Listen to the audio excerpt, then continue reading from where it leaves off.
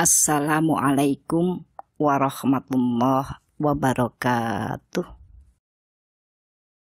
Kaum muslimin yang berbahagia, mudah-mudahan pagi ini menjadi pagi yang Allah mengarahkan kita kepada fitrah Islam, mengarahkan kita kepada kebaikan-kebaikan, mengarahkan kita untuk mengambil qudwah dari Rasulullah Shallallahu Alaihi Wasallam, sehingga kita pun akan menjadi orang-orang yang terjaga, orang-orang yang akan mendapatkan pemeliharaan agar kebaikan-kebaikan yang dilakukan tetap akan berada pada kehidupannya.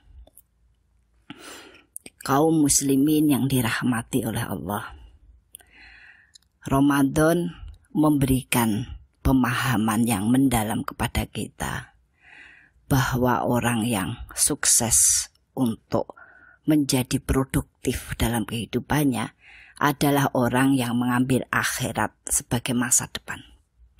Sehingga Ramadan pun bisa kita isi dengan aktivitas yang jauh lebih banyak, walaupun kita tetap aktif dalam kehidupan dunia.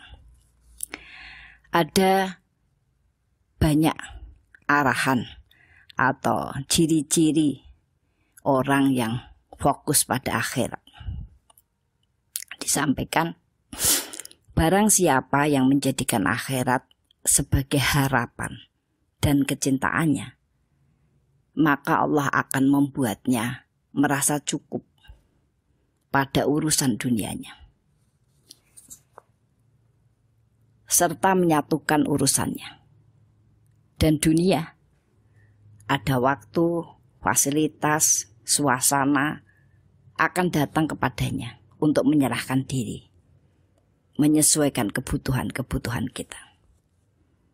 Namun barang siapa menjadikan dunia sebagai harapan dan kecintaannya, Allah akan menjadikan kefakiran, selalu merasa tidak cukup semua karunia yang diberikan kepadanya, baik itu waktu, fasilitas, suasana, selalu tidak pas, selalu terasa kurang. Dan Allah akan mencerai-beraikan urusannya, yaitu memutus-mutus kebaikan dari urusan-urusan yang dilakukan. Seolah-olah kehidupan itu tertumpuk-tumpuk pekerjaan dan urusan yang tidak ada hentinya. Kemudian dunia tidak akan datang kepadanya kecuali yang digariskan. Ada dalam peringatan Allah kepada kita di surat Al-Qasas 83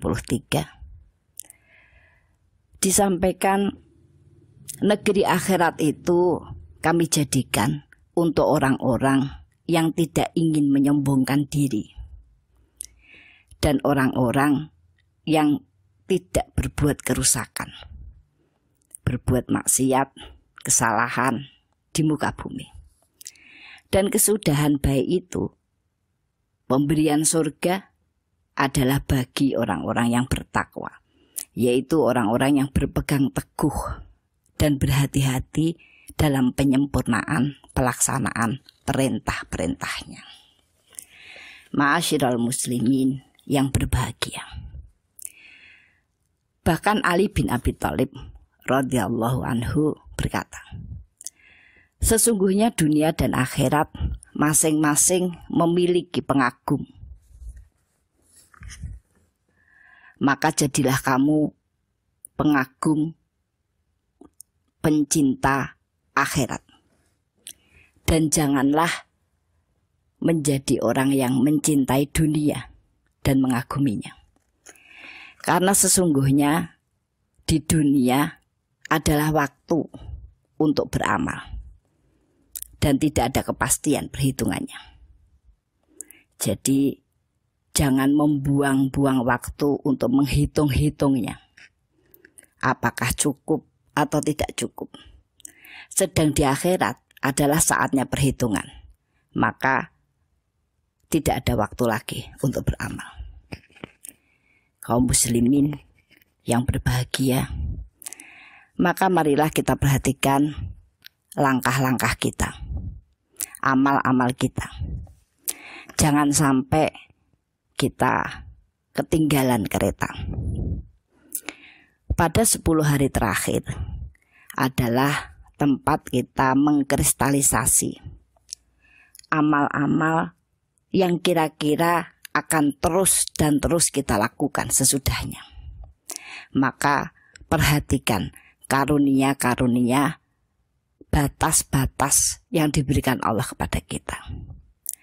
Ada kalanya orang belum diberikan rezeki untuk membaca Al-Quran dengan sangat lancar.